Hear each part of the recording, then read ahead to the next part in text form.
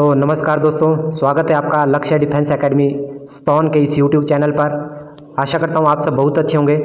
तो जैसा कि आप सभी को पता है कि आज जो जेबीटी या डीएलएड टेट का जो एग्ज़ाम हुआ, आई होप आप सबका एग्ज़ाम बहुत अच्छा हुआ होगा। तो ये जो हमारे पास अभी क्वेश्चन पेपर पहुँचा है, इसमें हम सबसे पहले हिंदी वाला क्वेश्चन जो है कवर करने वाले हैं। ये जो आंसर की है, फाइनल आंसर की तो नहीं कहूँगा, परंतु हमने अपनी तरफ से इसमें पूरी कोशिश की है कि सभी प्रश्न जो है बिल्कुल एक्यूरेसी के साथ हमने यहाँ पर आपको बताए हैं। तो चलिए शुरू करते हैं बिना समय गंवाए।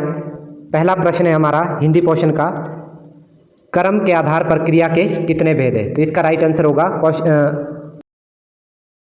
Option number 1, 2। उसके बाद अगला क्वेश्चन है, निम्नलिखित में से कौन सा यौगिक शब्द है। इसका राइट आंसर होगा सी। उसके बाद क्वेश्चन नंबर 63 है, इसका राइट आंसर है ए, तत्सम। अट्टालिका शब्द क्या है? तत्सम शब्द है। उसके बाद अगला क्वेश्चन है, देवनागरी हिंदी व संस्कृत के अतिरिक्त अन्य किस भाषा की लिपि है। तो इसका राइट आंसर हो जाएगा मराठी व नेपाली। इसमें अभी तक जितने भी प्रश्न आए ये हम क्लास में डिस्कस कर चुके हैं। उसके बाद अगला प्रश्न है हमारा, समूहवाची शब्द कुंज किसके साथ प्रयोग किया जाता है। तो कुंज शब्द जो है झाड़ियों या लताओं के साथ जो है प्रयोग होता है। उसके बाद अगला क्वेश्चन है, हिंदी में स्वतंत्र रूप में बोले जाने वाले अक्षर क्या कहलाते हैं। तो इसका राइट आंसर होगा स्वर। स्वर जो है स्वतंत्र रूप से बोले जाते हैं, ये हम डिस्कस कर चुके हैं। अगला क्वेश्चन है, क्ष ध्वनि किसके अंतर्गत आती है। ये आप सबको पता है किसके अंतर्गत आती है, संयुक्त व्यंजन। उसके बाद अगला क्वेश्चन है हमारा, कवि का स्त्रीलिंग है। ये तो सबसे अधिक बार हमने रटा हुआ है क्लास में। तो इसका क्या होगा, कवयित्री। और शुद्ध देख लेना, मैंने हमेशा कहा क्लास में कि ये क्वेश्चन जब भी आएगा तो शुद्ध वर्तनी में आएगा। भले ही क्या है स्त्रीलिंग पूछ लेगा, परंतु आएगा किस में, शुद्ध वर्तनी में। इसी के साथ अगला जो क्वेश्चन है हमारा, क्वेश्चन नंबर 69, हिंदी की विशिष्ट बोली ब्रज भाषा किस रूप में सबसे अधिक प्रसिद्ध है। देखिए, जब भी ब्रज भाषा की बात आती है तो इसका आंसर क्या हो जाएगा, काव्य भाषा। ये काव्य में जो है बहुत अधिक प्रयोग की जाती है। राजभाषा इसका ऑप्शन नहीं था, राष्ट्रभाषा भी नहीं था। राजभाषा कौन सी हमारी, हिंदी। उसके बाद अगला प्रश्न है, भूतकाल के कितने भेद है। ये हम लास्ट टाइम कर चुके थे, कितने भेद है, 6। अगला प्रश्न है, उचित विकल्प चुनिए, अंगूठा दिखाना। देखिए इसमें ऑप्शन नंबर ए और डी डिपेंड करता है एग्जामिनर पर कि क्या इसका आंसर लगाते हैं, परंतु अगर देखा जाए इसका आंसर ए होना चाहिए, देने से इनकार करना। अगला प्रश्न है, उत्पत्ति स्रोत के आधार पर शब्द कितने प्रकार के होते हैं। ये भी हमने बहुत बार डिस्कस कर लिया था प्रश्न। हमने हमेशा कहा है कि कितने होंगे, 5। वैसे आपको बहुत जगह क्या है 4 भी ऑप्शन मिलेगा, परंतु 5 जो हमारे पास है ये सोर्स के आधार पर मैं बता रहा हूँ, क्योंकि अगर आंसर की में 4 सही आता है तो इसके ऊपर हम रेट भेज सकते हैं, क्योंकि हमारे पास प्रूफ है। लूसेंट की अगर आप बुक खोल कर देखोगे जो एनसीईआरटी पर आधारित है, तो उसमें क्या आपको 5 देखने को मिलेगा। अगला प्रश्न है, रिक्त स्थान की पूर्ति करें। सत्य और अहिंसा का आपस में कैसा संबंध है, घनिष्ठ संबंध। उसके बाद अगला प्रश्न है, निम्नलिखित में से किसे रस राज कहा जाता है। तो इसका राइट आंसर हो जाएगा श्रृंगार। ये मैं करवा चुका हूँ, श्रृंगार रस को क्या है, रस का राजा कहा जाता है। फिर अगला क्वेश्चन है, र बहुत बार मैं एग्जाम में दे चुका हूँ, आपको टेस्ट में करवा चुका हूँ। र का उच्चारण स्थान क्या है, मूर्धा। अगला क्वेश्चन है, बे इंसाफी में प्रयुक्त उपसर्ग और प्रत्यय जब मैंने करवाए थे तो ये तो आप आंखें बंद करके क्या है निकाल सकते थे। इसमें जो प्रयुक्त उपसर्ग है क्या आएगी, बे इसमें प्रयुक्त उपसर्ग है, और इंसाफ क्या है, मूल शब्द है।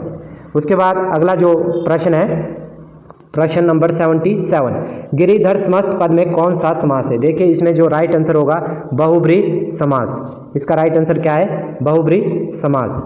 अगला प्रश्न है, इनमें कौन सा स्वर संधि का उदाहरण है। देखिए ए ऑप्शन क्या है, संयोग। ये किसका एग्जाम्पल है, व्यंजन संधि का। मनोहर आपका एग्जाम्पल हो जाएगा विसर्ग संधि का। फिर नमस्कार भी किसका एग्जाम्पल है, विसर्ग संधि का। तो राइट आंसर हो जाएगा ऑप्शन नंबर डी, पवन संधि।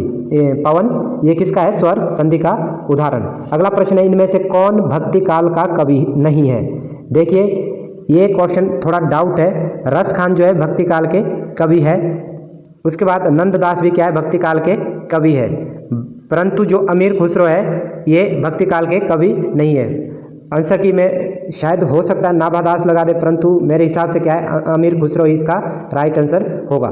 अगला जो प्रश्न है, गंगा गए गंगादास, जमुना गए Jamunadas. Very very important question है। इसका राइट आंसर हो जाएगा जिसका कोई दृढ़ सिद्धांत नहीं होता। यानी ऐसा इंसान जो हर आदमी के सामने क्या है उसकी प्रशंसा करे। अभी कोई आया उसकी प्रशंसा कर दी, उसके बाद फिर दूसरा आया उसकी भी क्या है प्रशंसा कर दी, यानी चुगलियाँ एक तरफ से करना, उसकी इधर लगाना और उसकी इधर लगाना।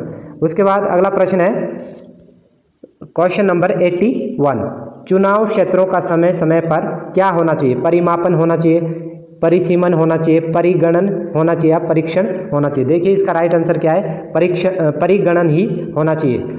परिसीमन भी क्या है इसका नजदीकी ऑप्शन है, तो दो में से एक कुछ भी हो सकता है। अगला प्रश्न है ह्रस्व दीर्घ प्लुप्त किसके भेद है? ये मैं करवा चुका हूँ आपको। किसके? ये दो भेद है स्वर के। स्वर के क्या है? 3 भेद, ह्रस्व दीर्घ और प्लुप्त। अगला क्वेश्चन है आलस्य शब्द का विशेषण क्या है? देखिए आलस्य शब्द का विशेषण क्या हो जाएगा? आलसी। वह व्यक्ति कैसा है? आलसी है, परंतु वह व्यक्ति बहुत आलसी है, ये क्या हो जाएगा? विशेषण। उसके बाद किसी भी भाषा की मौखिक ध्वनियों को प्रकट करने वाले लेखन चिन्हों को क्या कहते हैं? ये मैं जब भी आपको टॉपिक करवाता हूँ तो शुरू में क्या है परिभाषा हमेशा बताता हूँ। तो ये क्या हो जाएगा? लिपि। यहाँ पर जो है वर्ण गलत हो जाएगा, स्वर गलत हो जाएगा, वाक्य गलत हो जाएगा। इसका राइट आंसर क्या हो जाएगा? लिपि। उसके बाद अगला प्रश्न है हमारा प्रश्न नंबर 85। इसका जो के लिए किस कारक का चिन्ह है? विभक्ति चिन्ह हमने करवाए थे, ये किसका हो जाएगा? संप्रदान। उसके बाद अगला है श्रृंगार रस का स्थायी भाव। श्रृंगार रस हमने रसों को जो हमने किया था 11 कैसे होते हैं, 9 कैसे होते हैं, इनके स्थायी भाव क्या है, ये सब कर चुके थे। तो इसका राइट आंसर क्या हो जाएगा?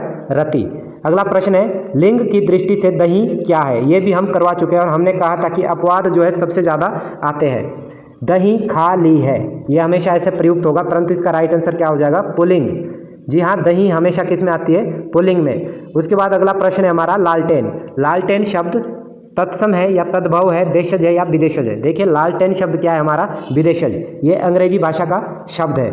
उसके बाद अगला प्रश्न है हमारा प्रश्न नंबर 89। शिव का विशेषण क्या है? ये भी मैं करवा चुका था क्लास में आपको। शिव का विशेषण क्या होता है? शैव। उसके बाद लास्ट क्वेश्चन है हमारा हिंदी का, रात दिन शब्द में समास बताने के लिए कौन सा विकल्प का चयन सही होगा? तो इसमें क्या है? द्वंद्व समास। जब भी विलोम शब्द की बात आती है या बीच में हाइफन चिन्ह की बात आती है तो कौन सा समास सही होता है हमारा? द्वंद्व समास। तो ये था हमारा जो हिंदी पोर्शन जो हमने अभी तक डिस्कस किया, और इसमें से 1-2 प्रश्न को छोड़कर मैं 100% गारंटी देता हूँ जो भी प्रश्न हमने बताए वह बिल्कुल सही है। तो आशा करता हूँ आपको ये वीडियो अच्छी लगी होगी।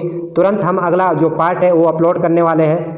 तो जाते जाते आपसे यही निवेदन है कि हमारे इस चैनल को सब्सक्राइब करें, लाइक करें, वीडियो को शेयर ज़रूर करें। मिलते हैं अगली वीडियो में, तब तक के लिए जय हिंद, जय भारत।